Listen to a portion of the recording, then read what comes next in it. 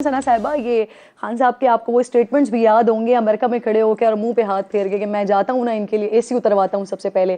फिर वो ये भी बात किया करते थे कि हर किसी के लिए एक कानून होना चाहिए, अगर बड़े लोगों के लिए दूसरी जेल है तो फिर बाकी सबको उसी में डाल दें, सबको निकाल दें।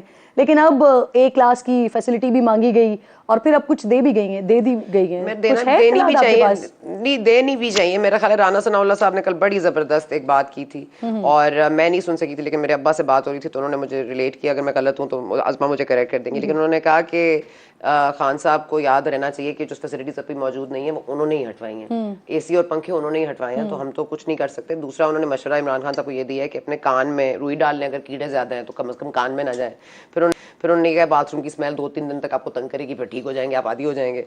और भी उन्होंने कोई इस तरह की चीजें कही हैं। लेकिन मैं कह रही हूँ इस वक्त अल्लाह की पकड़ से बचे, जो वज़ीर आज़म साहब ने भी कहा था। ये अल्लाह की पकड़ है, मतलब ये मकाफात अमल। और ये भैया आप कोई ऐसी बात ना करें जो जिसकी पकड़ में आप आ जाए, बिकॉज जब आपकी पकड़ होगी तो फिर कोई बचत नहीं हो सकती। और इन्होंने सहाफियों के हवाले से भी जादू किया है बुशरा बीबी ने, जिनको ये नापसंद करती थी, जो इनके खिलाफ बोलते थे, उनके बाल भी निकलवाए हैं उनके। नहीं मुझे नहीं पता, लेकिन मुझ पर उनका असर नहीं हुआ फिर जादू का। अगर हुआ है तो असर नहीं हुआ। लेकिन मैं कह रही हूँ कि उसके बाद वो ये कि मतलब किसी के कपड़े उठवा लेना, किसी की कमीज मंगवा लेना, ये यहां तक करती थी। और इनके लिए ये एस्टैब्लिशमेंट के अंदर के जो लोग थे छोटे, उनको भेज भेज के ये चीजें करवाती, यानी मेल फीमेल सब पर उन्होंने जादू करवाने की कोशिश की है, जिनको वो चाहती थी, नापसंद जिनको या कम से कम के वो इमरान खान साहब के एंटी जो बोलते हैं वो जरा कम बोले। हमें पहले गालियों से डराया गया, फिर हमें जादू से हटाया गया, फिर हम पर मंत्र भी फोड़े गए, फिर हम पे और मजीद गालियों की बरसात हुई, फिर हमारे पर लोगों ने हमें बॉयकॉट कर दिया। मतलब ये कमल शोजब साहब, अल्लाह माफ करे, ये स्कॉटलैंड में बैठी हुई आज, ये कभी आके बताएं कि इन्होंने किस किस तरह की कार्रवाइयां नहीं की हैं। इन्होंने सबसे ज्यादा खिदमत की है बुशरा बीबी की। क्या क्या इनको नहीं पहुंचाया उन्होंने, क्या क्या उन्होंने मांगा और उन्होंने नहीं दिया। ये ऐसे हमें ट्रीट करते थे जैसे मतलब पता नहीं हम कौन है। आप यकीन करें कमल शोजब साहब, अल्लाह की पकड़ से बचना चाहिए उनको। ये जो जिस तरह के किरदार ये थी, मैं कहती हूँ किसी खातून को ऐसा नहीं होना चाहिए। ये कमल शोजब साहबा को भी स्कॉटलैंड में जाके पूछें कि ये क्या करती रही हैं। इन्होंने आगे कब्र में नहीं जाना, इन्होंने आखिरत का कोई इनको ख्याल नहीं है, लोगों के ऊपर जादू टोने में मदद कर रही थी। सो ये मैं बहुत ये बहुत शदीद इंकशाफात कर रही हैं आप, जो आपने बात की है उज़्मा साहिबा। एक तो ये बात बड़ी खौफनाक कर दी है सना बुचा साहिबा ने, लेकिन मैं क्योंकि चाह रही थी वो सहूलियात पे बात करने की, जिस किस्म की चीज़ें आप लोगों की जानिब से क्लेम की जाती थी, राना सनाउल्लाह साहब क्लेम करते थे, मरियम साहिबा ने जिस तरह की चीज़ें बताई, ख्वाजा आसिफ साहब ने जिस तरह की चीज़ें बताई, सर्दियों में उनको अरेस्ट किया गया, ब्लैंकेट नहीं था, राना सनाउल्लाह साहब बताते थे वहाँ चीनी फेंकी जाती थी, मक्खियाँ आती थी, कीड़े आते थे। तो ये जो अभी इमरान खान साहब के साथ सारी चीज़ें हो रही हैं, क्या बदला लिया जा रहा है, क्या हो रहा है? कतन नहीं, क्या हो रहा है उनके साथ? कुछ भी नहीं हो रहा उनके साथ। वो एक मर्द है और मर्द होते हुए अभी सहूलियात क्या दी गई हैं उन्हें? मैं बात पूरी कर लूं। मर्द होते हुए उनके पास वैसा ही तकरीबन सेल है जो एक औरत होते हुए मरियम नवाज शरीफ के पास था। तो इससे जरा आप अंदाजा लगा लीजिए कि और फिर यह है कि वहां पर कैमरा भी लगाकर मरियम नवाज शरीफ साहिबा को तो खास तौर पर जो है वो मॉनिटर भी किया जाता था और उसको जो है वो देखकर खुश हुआ करते थे मौसूफ। हमारा कतई तौर पर कोई इरादा ना, हम उनके कोई सियासी इंतकाम का, वो पहले अपने लिए काफी हैं। उन्होंने जो कर लिया है अपने लिए और जो उनके अमाल हैं ये जादू टोनों वाले, आखिर इसकी पकड़ तो होनी होती है ना, जैसे सना भी कह रही है। सो हमारा कतई तौर पर कोई प्रोग्राम नहीं है। जो तुम्हारे फैसिलिटीज हैं सारी, ये इमरान खान के दौरे हुकूमत में ही खत्म की गई थी, तो ये फैसिलिटीज अब एग्जिस्ट ही नहीं करती, पहली बात। दूसरी बात ये है कि उनको जो है वो चारपाई भी दी गई है, उनके पास गद्दा भी है, उनको मेरा ख्याल 2 कुर्सियां भी दी गई हैं, उनको टेबल भी दिया गया है और जो है वो उनके पास पंखा भी मौजूद है, एक रूम कूलर भी उनको दिया गया है। जो फैसिलिटीज वहां पे अवेलेबल की जा सकती है। अब आप ये बताइए कि जिस बाथरूम का रोना वो रो रहे हैं, क्या मरियम नवाज शरीफ, आपको पता ना पेशियों पे भी आया करती थी, आपने उनमें उनको कभी परेशान चेहरा देखा था? उनके हर वक्त चेहरे के ऊपर एक मुस्कुराहट होती थी। और मुझे इत्तेफाक है, मैं मरियम साहिबा को कई दफा अडयाला जेल में मिलने जाया करती थी। यकीन मानो कि उनके पूरा मुंह, उनके ये बाजू, ये लाल लाल लाल लाल निशानों से भरे होते थे, कीड़े काटने जो उसके वजह से हम जो है परेशान हो जाते थे, हम घबरा जाते थे। मुझे तो कई दफा मैं रो पड़ी थी, तो उन्होंने मुझे तसल्ली दी कि नहीं ऐसे मुझे कुछ भी नहीं है, देखो मैं बिल्कुल ठीक हूँ। और राना सनाउल्लाह वो राना सनाउल्लाह है कि जिसके लिए तो बहुत स्ट्रिक्ट इंस्ट्रक्शंस है। दवाई, वो हार्ट पेशेंट है, उनको दवाई देने के लिए उनकी बेगम साहिबा जो है सारा दिन जेल के बाहर खड़ी रहती थी, उनको दवाई देने की इजाजत नहीं थी। वो जून जुलाई की गर्मी में सॉक्स पहन कर बैठते थे चटाई के ऊपर, उनके पास तो गद्दा भी नहीं था कि उनको जमीन पे सोना होता था, वहां पे कीड़े आते थे।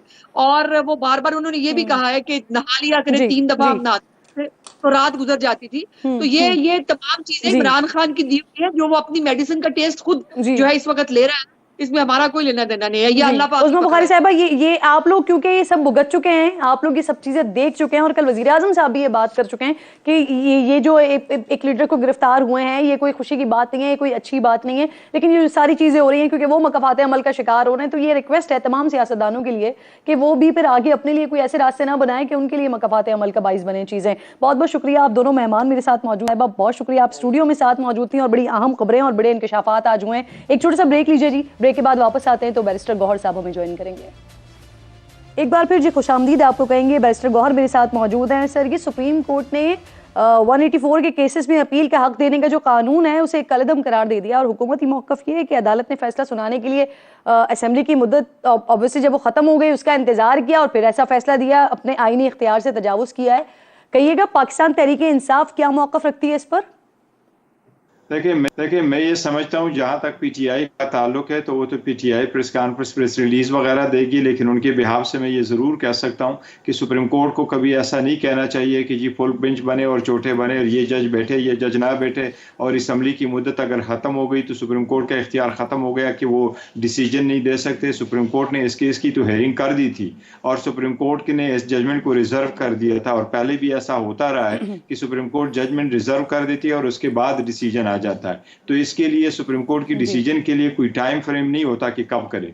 लेकिन जहां तक इस बात का ताल्लुक है कि वो सुप्रीम कोर्ट ने गलत फैसला दिया, ये बिल्कुल नाजायज है और गलत बात है, नामुनासिब है। सुप्रीम कोर्ट ने फैसला आईन और कानून के मुताबिक दिया है। मौजूदा हुकूमत को अच्छी तरह से इस बात का मालूम था कि सुप्रीम कोर्ट की पावर को इनलार्ज करना, सुप्रीम कोर्ट में एक राइट ऑफ अपील प्रोवाइड करना, already right of appeal provided है, उसमें रिव्यू के फॉर्म में ये राइट ऑफ अपील प्रोवाइड कर रहे थे, और इस लॉ में ये लिखा था कि जो सुप्रीम कोर्ट में आप रिव्यू फाइल करेंगे उस रिव्यू को ऐसा सुना जाएगा जिस तरह के एक अपील को सुना जाता है, और उसके लिए एक नया बेंच बनेगा और उससे ज्यादा जजेस पर मुश्तमिल बेंच बनेगा। ये हुकूमत कोशिश कर रही थी कि trial with in a trial शुरू करे और लिटिगेशन को भी और बढ़ाए, लेकिन मेन जो पॉइंट सुप्रीम कोर्ट के सामने था वो ये था क्या आईन के मुताबिक ये गौर साहब जब ये कानून हुआ था सर, उस वक्त पीटीआई वालों का कहना था कि ये कानून नवाज शरीफ की नाअहली खत्म करने की कोशिश है।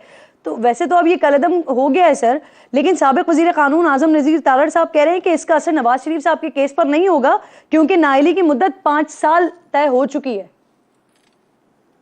देखो मैं समझता हूँ पाकिस्तान की एक बहुत बड़ी बदकिस्मती है, और ये जो पार्लियामान में बैठे होता है उनकी भी बड़ी बदकिस्मती है कि अल्लाह उनको एक मौका देता है और वो जब लेजिस्लेशन करते हैं तो ज्यादातर वो पर्सन स्पेसिफिक करते हैं। यस, ये बात जरूर है कि पहले ये 3 स्टेजेस में उन्होंने कानून साजी की। पहले ये प्रैक्टिस और प्रोसीजर लॉ को लेके आए, उसमें ये तरमीम करना चाह रहा था ताकि एक खास बंदे को ये रिलीफ दे सके।